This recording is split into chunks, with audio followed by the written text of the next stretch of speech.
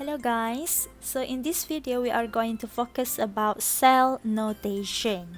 So what is cell notation? Is a shorthand way to express a certain reaction in electrochemical reaction. So we are going to use ABC rule. ABC means that A for anode, B for bridge, is referring to the salt bridge, and C is our cathode. So first thing first, there are a few requirements that you have to obey when you want to write the cell notation. We are starting with the first one. When you want to represent the phase boundary, for example, you have solid and aqueous, you have to put one line ataupun kita panggil satu palang. And then for the salt bridge, you have to use two lines, dua palang.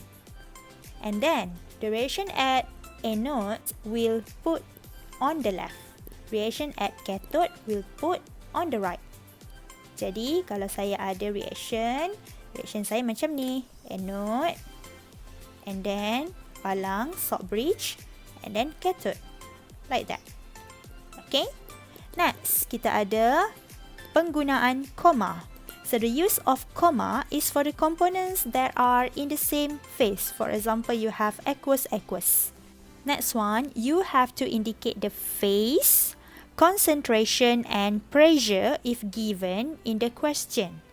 So for example, you have aqueous phase, you have to put the molarity if it's given in the question.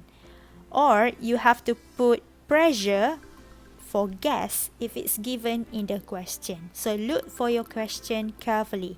And then the rest of the spectator ions such as polyatomic ions here, SO4 2-. So macam mana dia boleh terhasil? Ion ni datang daripada ZnSO4. Jadi SO4 2- will not involve in our electrochemical reaction. Jadi dia hanya akan jadi spectator ion. Kita akan omit dalam cell notation. And last but not least, jangan include stoichiometry. Contoh macam mana kita ada 2 Ag+. Jadi 2 tu jangan ambil. You don't have to bring 2 for your cell notation. Just leave it. Okay, so let's try a few examples how to write the cell notation. It is based on what electrodes that you have. So we have 3 different electrodes here. Okay, so the first one we involve the active electrode. So this is based on half cell reaction sahaja. Saya tak buat full. Contohnya macam this one. This one you can see electron is at the product side. So this is half equation for oxidation. Oil rig. Oxidation is losing. Oil rig. Next, kalau you lihat, kita akan buat cell notation. Kita mulakan daripada kiri ke kanan. So starting from left to right, we have zinc solid. So zinc, we put it as Zn solid. And then you can see at the product side we have zinc aqueous. So different phase. Jadi saya letak satu palang. And then saya continue letak Zn2 plus aqueous. In this question, the molarity is not given to you. Jadi kita tak perlu tulislah dalam kita punya cell notation because there is no concentration. Kalau ada, mesti tulis.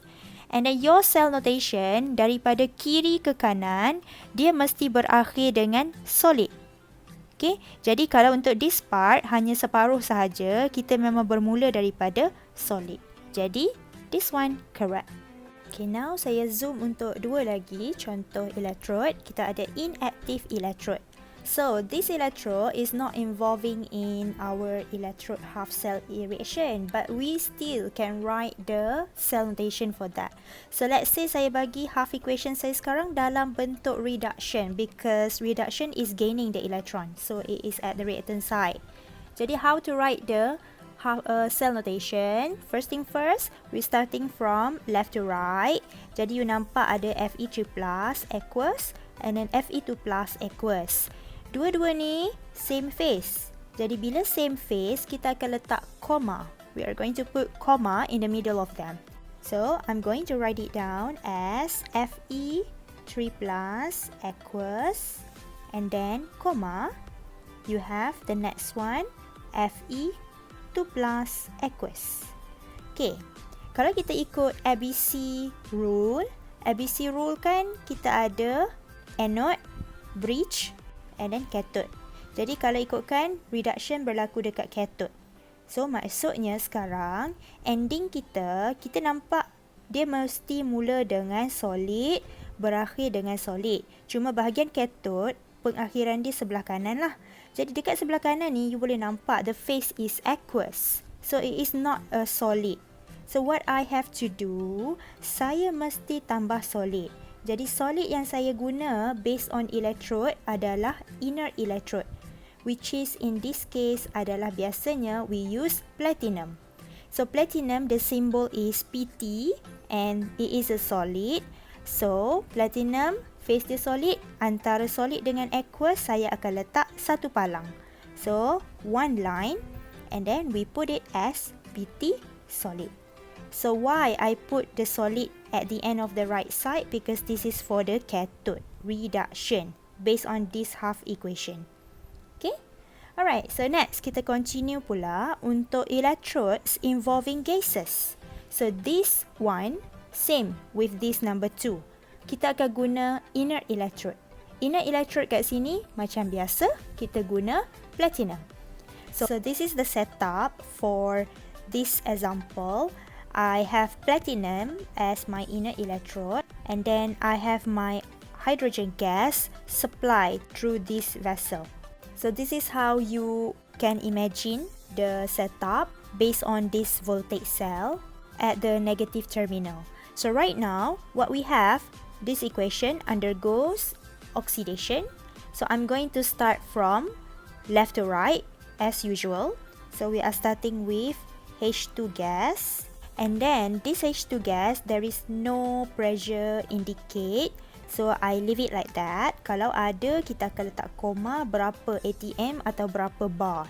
Okay, itu contoh. Sekarang kita ada 2H plus aqueous. Cuma, what we'll have to take only H plus aqueous. Stoichiometry is not included in the cell notation. Jadi, I bring my net species because different phase, put a line and then H plus aqueous. And then this is anode. Based on ABC rule, anode is at the left side. So we are starting with H2 gas, which is not a solid. So ingat, kita kena mula dengan solid, berakhir dengan solid. Jadi what I have to do right now, I have this platinum. So I put it in front of H2 here. Jadi I write it down as PT solid. And then, because different phases, put a line. So you have the cell notation for this half equation. So ini hanya half, sebab tu tak ada bridge. So let's try a few examples. Okay, this example 1, you can see that copper is our anode. Okay, so this is our anode. I'm going to label it. And then this one is our cathode, which is silver. So ingat, kita pakai akronim oil-Re. Okay, jadi oxidation is losing oil, reduction is gaining Re. So gaining or losing what? Electron. Jadi kita mulakan dengan anode, our copper. So bila anode, kita akan mulakan dengan solid dahulu. So copper solid, you will produce copper 2 plus, this is aqueous, plus 2 electron. And then untuk cathode, kita ada silver. So silver, kita akan mulakan dengan charge dahulu, ion, Ag plus, aqueous. Okay, you plus with 1 electron, you will produce Ag solid. However, the number of electrons you cannot cancel out yet because it's not the same. Jadi, the whole cathode half equation here, I'm going to multiply by 2 to make it the same number of electrons. Jadi, saya akan dapat half equation yang baru, 2 Ag plus aqueous plus 2 electron produce 2 Ag solid. So, starting from here, you can cancel out the electron. 2 here and 2 here. And then, you have to combine to get the overall equation. I put it a bit lower. Starting with the reactant side, copper solid plus 2 Ag plus aqueous, you will produce Cu2 plus aqueous plus 2 Ag solid. So that is the overall equation. Once you got the overall equation, baru you boleh buat cell notation. Sekarang saya sudah ada overall, so I'm going to write my full cell notation. So we are starting from left to right. Kita mulakan dengan anode dahulu. So anode kita ada Cu solid menghasilkan Cu2 plus. Jadi saya bawa Cu solid and then saya ada Cu2 plus. Because of the different phase, I put one phase boundary and then Cu2 plus aqueous. So this is for our anode. But please remember, kalau you ada aqueous, you mesti lihat ada tak value concentration diberikan. Yes, it is. Kalau you lihat soalan ni, dia ada kasih concentration untuk electrolyte. Jadi be careful, you have 1 molar here. So I'm going to put aqueous, 1 molar. So phase dulu baru concentration. So this is our anode. After that, I'm going to continue for cathode. But remember, we put the bridge in the middle. 2 lines. And then for cathode, saya akan ambil equation yang saya sudah darab ni. Okay, because this equation yang kamu bawa untuk jadikan dia sebagai overall. Okay, jadi dekat sini saya akan continue dengan Ag plus. Okay, so Ag plus. And then this is our aqueous. And then the value for the concentration is 1 molar. Okay, close the bracket. So you can see ada 1 molar silver nitrate kat sini. And then after that, end with our Ag solid. So letak kamu punya phase boundary and then Ag solid. So here, you don't have to bring the stoichiometry. Okay, jangan bawa stoichiometry. Kita hanya ambil Ag plus dan juga Ag sahaja. So you can see that our cell notation starting with solid and with solid. So this is correct. And then after that, you can see that this one is what we call as anode. And this one is what we call for cathode. Okay, and in the middle, we have our bridge. So A, B, C rule. Okay, let's try next one. So next one, you have this setup. So you can see that based on the voltmeter, you have the sign negative and positive. So of course, this one akan jadi kita punya negative terminal. We call it as anode. And automatically, copper is our cathode. So macam tu nak tentukan. And then, sekarang kita mulakan dengan anode kita. Kita dalam proses, electrode kita adalah gas. Okay, this electrode involving gas. Jadi you boleh nampak dia letak platinum dan dia masukkan gas dekat sini. H2 gas 1 bar. So I'm going to start with H2 gas. So this equation is my first one, H2 gas. H2 gas apabila kita hasilkan produk melalui oxidation, dia akan hasilkan H plus aqueous. So how many electrons here? You have positive charge here. Jadi I'm going to put electron one of it first. But you can see that the equation is not balanced yet because you have 2 hydrogen here. So I have to put 2 here. So you have 2 H plus. Automatically, your electron will be 2 electron. So that is how you balance the equation. Next, baru you boleh check lah. Charge dia akan jadi 0 here and then positive 2 minus 2 equals to 0 here. So balance. Next, kita go with cathode. Our cathode is copper. So bila copper, saya mulakan dengan saya punya ion.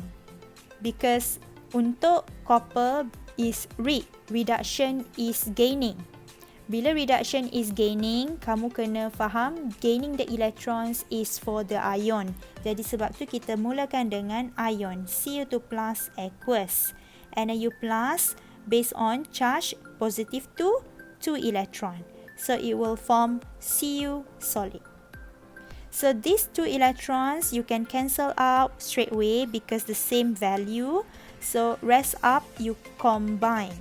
So for the overall you will have H2 gas plus Cu2 plus aqueous produce 2H plus aqueous. Don't forget the stoichiometry plus Cu solid.